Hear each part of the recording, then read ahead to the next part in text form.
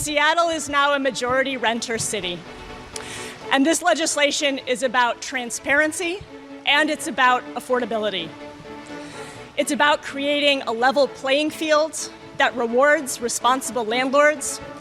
And it's about creating housing stability for renters and stability for our neighborhoods and our communities. That's Seattle Mayor Katie Wilson talking about her junk fees legislation at a press conference a few weeks ago. What are junk fees? Well, we're talking about things like pet fees or mailbox fees, which in some cases are not disclosed to renters when they sign their leases. And for a mayor who's focused on affordability, this is a priority. As it turns out, a number of cities and states have already passed legislation on so-called junk fees, so it's a trend to keep an eye on. But does legislation like this keep housing costs under control?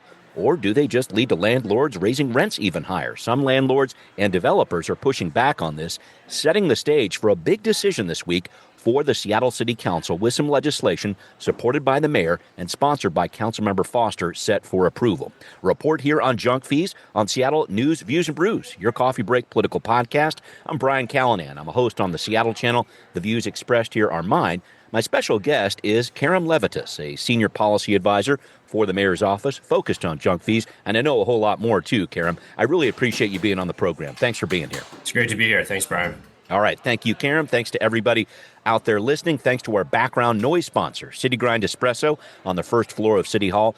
Please become a patron on Patreon if you could. Giving levels start at just $5 a month. You get access to Patrons First podcast. You get a cool decal too. So please head to Patreon, become a paying member. Shout out to our friends at Converge Media, the video version of the program on Converge Wednesday nights at 7. All right, let's get this party started. Time for Right Here, Right Now.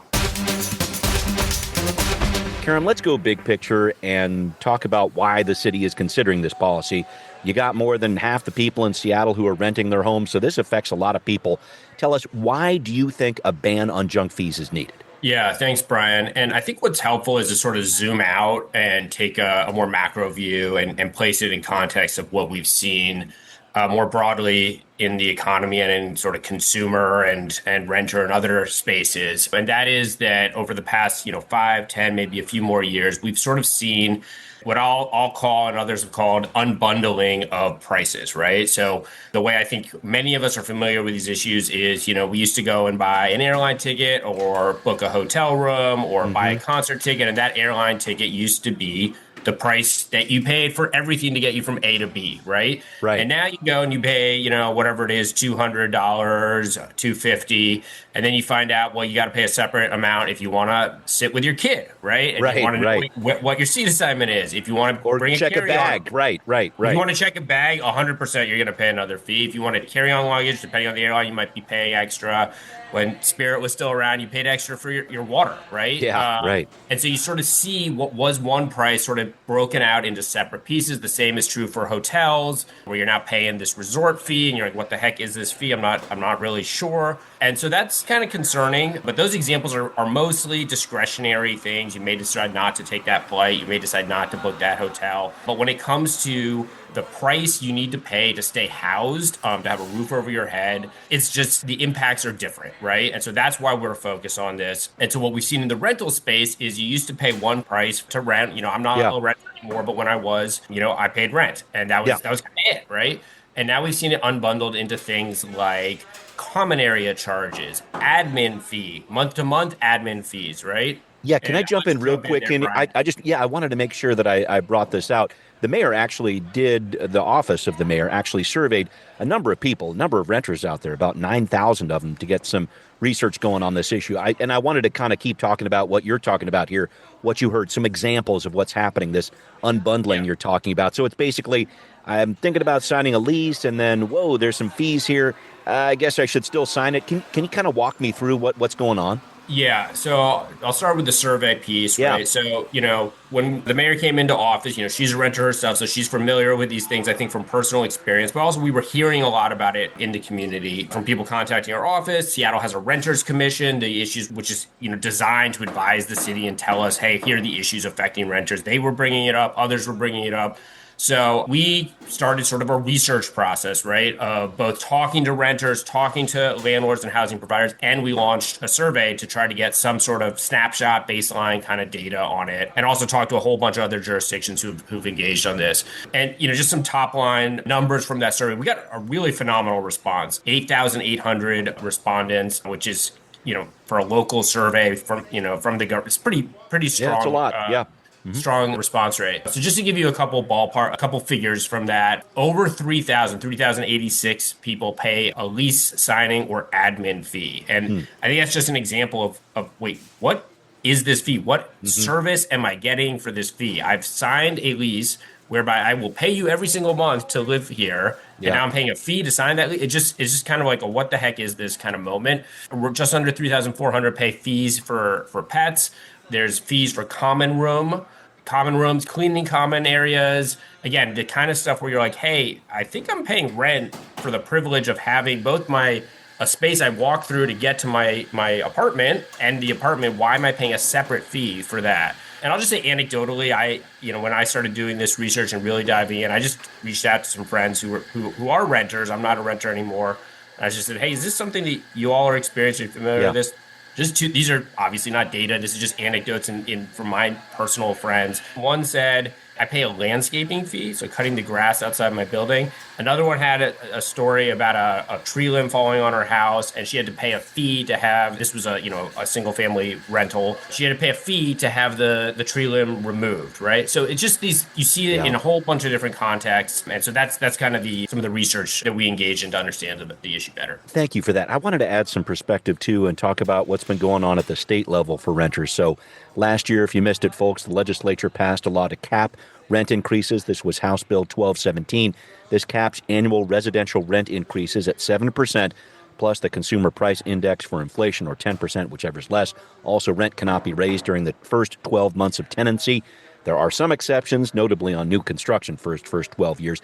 I think the logic here, Karen, is, okay, the state's keeping a close eye on rent increases, which could potentially incentivize landlords to look for other ways to make money off renters, like these added fees. I just wanted to make sure I was going down the right path there. Is that part of the mayor's consideration for the junk fees ban too? Yeah, I think I'd answer that in two ways. I think that is definitely possible, but in a sense, we don't need to know whether or not that's incentivizing it or not, because we see the evidence of what is happening, right? And that is that there are continued and perhaps increasing fees. This unbundling is happening regardless. Yeah. So whether or not there's a causal relationship between the House bill and the fees, it's certainly interesting, but I think the what we're seeing is taking place is the driving motivation for this policy, right? Okay. And that is, it's a majority renter city, about 58%. We have data that shows folks can pay between 10 and 30% in additional fees, and at the average rental price of around $2,000, it's not exactly $2,000, but for round numbers,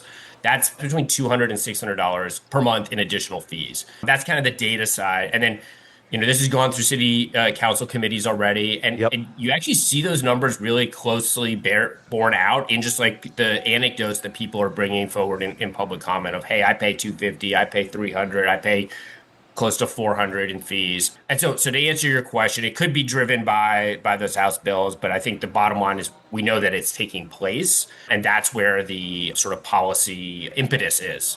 Got it. And so I can understand how this ban on junk fees could potentially help out renters here. I wanted to at least start talking about some of the criticisms involved here. So you got landlords and developers. I'm going to focus on this a little more pointedly in a minute here, but this one basic argument here, if Seattle bans junk fees, landlords are going to fold that into the cost of rent. Rents are going to rise.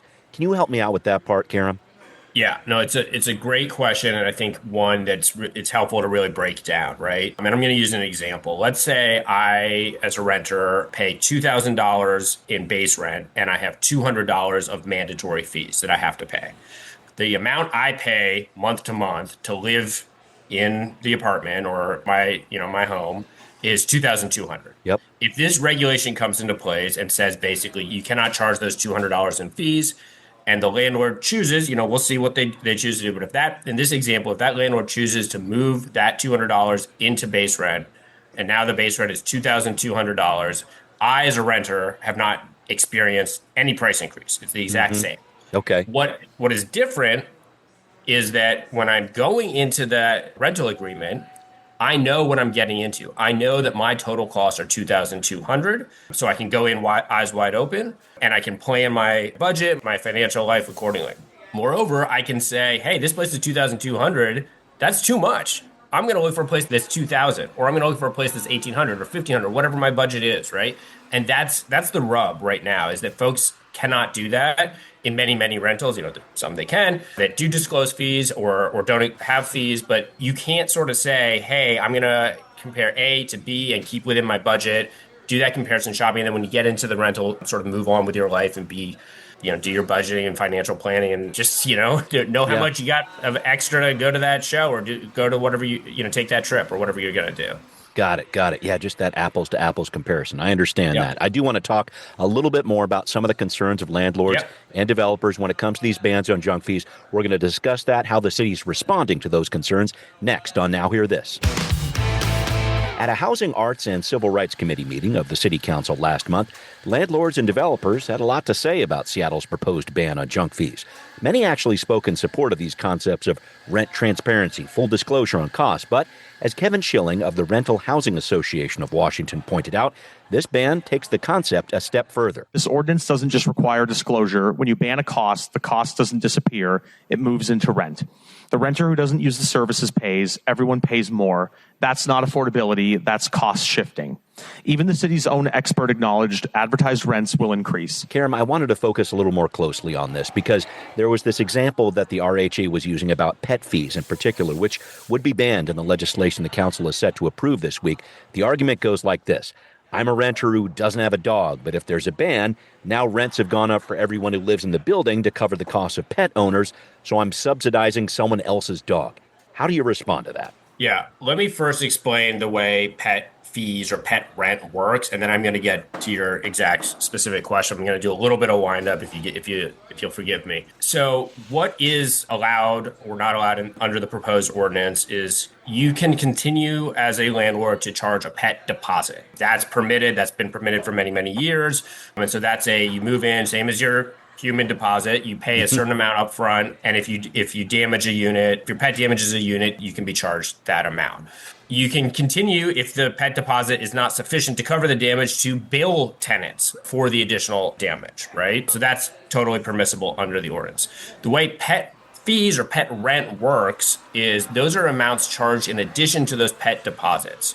And when a pet damages a unit or damages a common area, rather than take that money out of the pet rent that you're paying every single month, it comes out of the pet deposit. It does not come out of the pet rent.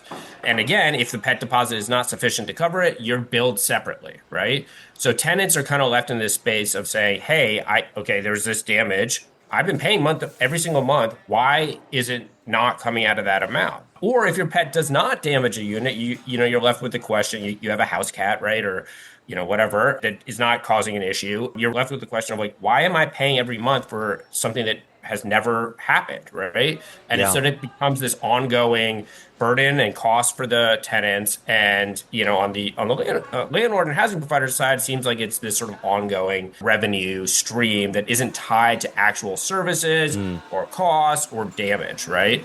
The way the legislation is set up is they can continue to charge those damage costs, which are tied to the actual damage and wear and tear, but not this ongoing revenue stream.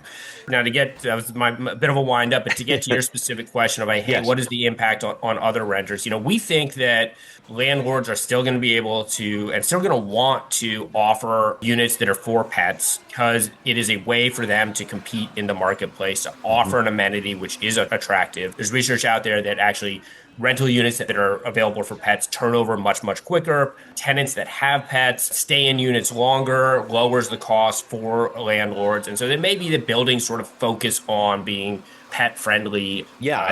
Seattle is a city where we have more dogs than kids. I just wanted to point out that stat. Yes. I always love bringing that one up. Keep going. Yeah. So this may be a place where certain buildings are going to say, hey, we're the pet building. We're going to make sure that these amenities are available because it helps us in the marketplace. We are able to attract these tenants who often are the folks who stick around longer. So that's kind of the background I think is important for folks to know. Thank you. Let me take it one step further here because I just look at the larger Seattle housing market being in a pretty complex situation right now. I'll call it that. You got construction permits that really have dropped significantly since the pandemic. There's even been some discussion about suspending or pausing the city's mandatory housing affordability legislation. I've talked about that on the podcast. The MHA requirement that mandates developers build affordable units or pay a fee to go towards affordable housing. What I'm getting at is this. It's a bit of an unsettled housing market in Seattle right now, and you have developers saying, hey, if you're adding more red tape, more legislation, investors don't want to fund new housing projects inside Seattle city borders. How do you respond to that piece, Karen? Yeah, I mean, I think what I'd say, just sort of the top line, what this legislation is about, right? It's about creating a clear, fair, and transparent rental market. Folks know what the price is. It's an all-in price, and they're able to make sort of informed decisions. And I think on the landlord side, what it means is you're able to sort of compete on fair and equal terms with everybody. So let's say you have a rental unit that you want to price at $2,000. I have one. I want to price at $2,000, but I've decided to start charging about $200 in fees, like admin fees and common area fees, and now I'm pricing mine at $1,800, right?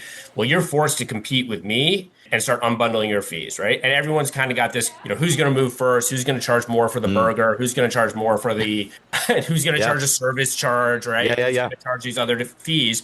And you have kind of this wild west of unbundling of fees. And so I think what this does is create an even playing field, both for renters and for landlords. And the other thing I'd sort of say just generally is, that transparency and understanding what you're getting into as a renter.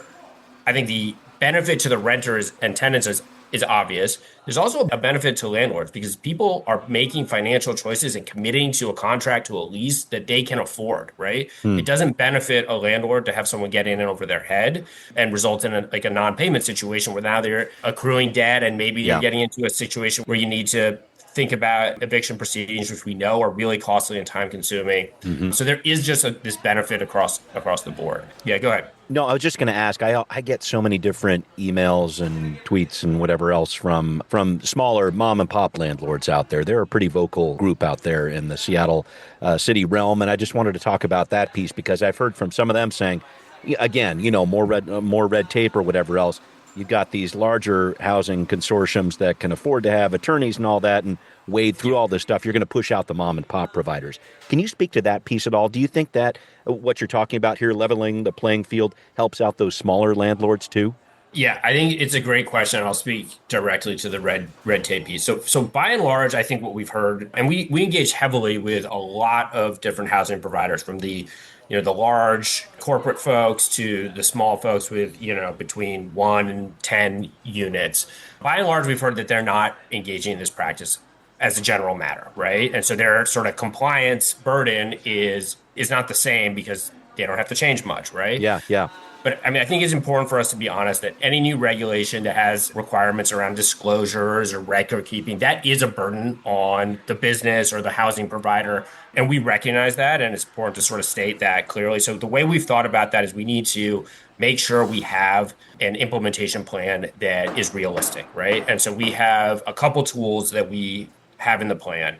The first is, hey, if you need to sort of disclose your rent or comply with things in a specific way, if you're a big corporate landlord, you can operationalize that. You have lawyers, you have admin staff that's going to help you do that. If you're a small landlord, well, you got to figure that all out on your own. And so what we're going to do is have sort of, hey, here's the form you download. If you fill this out, you've complied with the ordinance. You don't have to go parsing through, legal text and ordinance text to figure that out. So building in those compliance tools that are easy to use. Okay. And the second piece is making sure we have funding and staff that supports this. So we're going to have sort of an outreach and education component to this that is funded to provide sort of training seminars and sort of materials, and how-to guides, as well as staff that's available to do sort of what we call technical assistance. You have a question, you could call them up and say, well, here's my unique situation. How do I do this? And they're trained and have the skills to provide that support.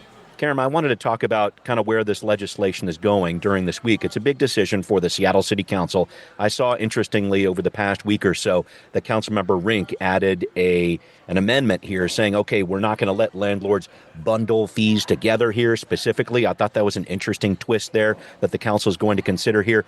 What do you want to come out of this legislation? Maybe I can just ask that general question. Yeah, I think the goal of the legislation is what I said a little earlier, of creating a rental reality, a rental marketplace where renters are looking at housing options And when they click on a listing, they're going to know exactly what it costs, right? From the listing. It's going to say, here's the base rent. I'm going to keep using this $2,000 number because that's the average rent. It may not be what everyone's, that may sound a little expensive to some, like a good deal to others, but they're going to click on it and say, hey, it says $2,000. That's what my rent is. And then they can click on other listings and they're going to say $1,800 or $2,100, and that is the price. And they can sort of make those decisions based on what works for them. And then when they go and sign that lease, that is in fact what they're paying month to month. That's the goal for the renter experience. And on the landlord side, the goal is that folks are all playing by the same rules. You're not dealing with this, so-and-so is pricing it at $2,000, another person is pricing it at $1,800, but with $200 in fees, and that you're engaging with tenants who are going to get into that housing and be, good, stable tenants who can afford it. And everyone is sort of in a better, market and reality in terms of entering and choosing housing. Thank you for that. All right, well, coming up, bringing the focus back to the overall impact these rental fees could have when it comes to housing affordability in Seattle. Breaking that down on What's Next. Karen, thanks again for visiting with me on this. And I wanted to sum things up here, talking about the effect a junk fee ban could have on Seattle. You're talking about a lot of larger market forces at work here, and I'm thinking about these fees. I know they mean a lot to people, but I'm just trying to figure out what impact this is really going to have on affordability, because I know the city can only do so much. This junk fees ban almost feels like they're kind of nipping at the edges of a really large problem. You know what I'm saying when it comes to affordability? Talk to me about this and where junk fees sit in that larger world of housing affordability.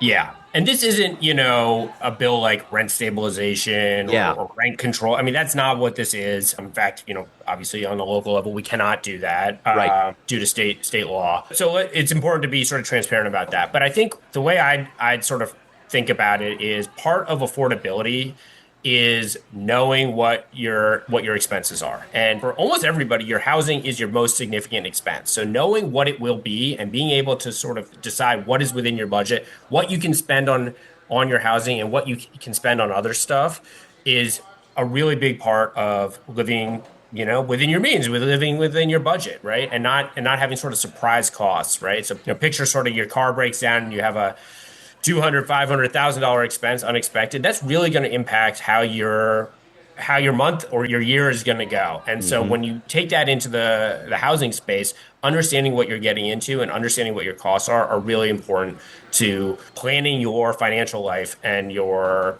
budget, right? And so that's kind of how I'd answer it on the affordability space. I think there is, when you bring everything into a transparent price, there are these kind of economic forces where now everybody is competing on one price rather than having hidden costs. When the costs are hidden through unbundled fees, that's actually not how sort of the market is competing, because it literally can't, because those costs are unseen. So by pushing everything into the rent, there is the potential that those market forces will either drive down rents a little bit or stabilize them a little bit. Now, we can't sort of guarantee that. We're not sort of saying this is the effect it will have, because we also have sort of countervailing forces in terms of like a very tight housing market and those types of factors. But there is that sort of principle that has the possibility to come into play here. Yeah, this is one. I just wanted to make sure I put it in perspective. This is one tool of many that the city is trying to put in place to help when it comes to affordability. I think that's the right way to look at this. I think that's right. Yeah. Okay. Big thank you to Karen Levitas, a senior policy advisor for the mayor's office. Really appreciate you being on the program. Thanks so much for having me. And thanks to everybody listening to Seattle News, Views, and Brews, where you can always find out what's brewing in local politics, junk fees included. Become a patron. Check out Seattle News, Views, and Brews on Patreon. Pledge $5 a month or more. Thanks for the help. Great to have you listening to this podcast on Apple, Overcast, Spotify, wherever you are tuning in. Thanks for watching on Converge Media, too. See you next time. Seattle News, Views, and Brews is an independent production of Callanan Media Services. Copyright 2026.